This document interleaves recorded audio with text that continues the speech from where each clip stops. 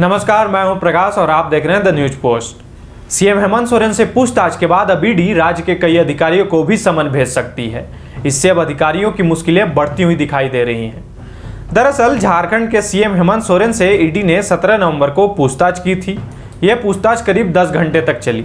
इस दौरान ईडी के अधिकारियों ने सीएम हेमंत से कई सवाल किए, जिसका सीएम हेमंत ने जवाब दिया।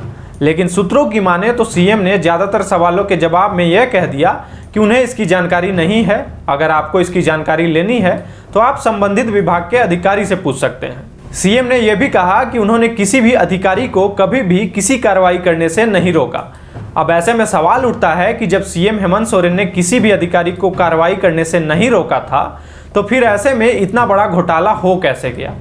क्या प्रेम प्रकाश से लेकर पंकज मिश्रा तक सभी सीधे अधिकारियों के संपर्क में थे और उन्हें प्रशासन का संरक्षण मिलता था? दरअसल ये सवाल अब इसलिए किए जा रहे हैं क्योंकि हेमंत सोरेन ने ईडी को अपने जवाब में सीधे तौर पर संबंधित विभाग के अधिकारियों से जवाब लेने की बात कही है।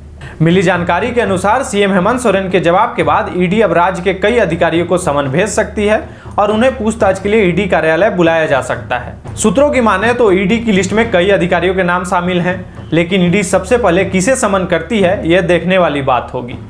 दरअसल ईडी ने जिस अवैध खनन मामले में सीएम हेमंत सोरेन से पूछताछ की वो साहेबगंज जिले का है।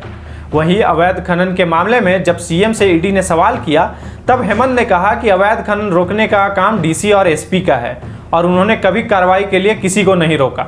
ऐसे में सूत्रों की माने तो ईडी सीएम को दोबारा पूछताछ के लिए बुलाए, इससे पहले साहेबगंज डीसी और एसपी को समन भेजकर पूछताछ के लिए बुला सकती है। बता दें कि 24 अगस्त को ईडी ने कई अधिकारियों और कारोबारियों के यहाँ छापेमारी की थी।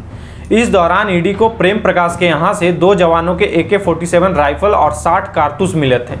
इस मामले में भी कई अधिकारियों से पूछताछ हो सकती है। दरअसल सीएम हेमंत से ईडी ने जब इस संबंध में सवाल किया था तो उन्होंने साफ कह दिया था कि वो प्रेम प्रकाश को नहीं जानते और राइफल कैसे बरामद हुआ, इसका जवाब उन्हें पुलिस मुख्यालय से लेना चाहिए।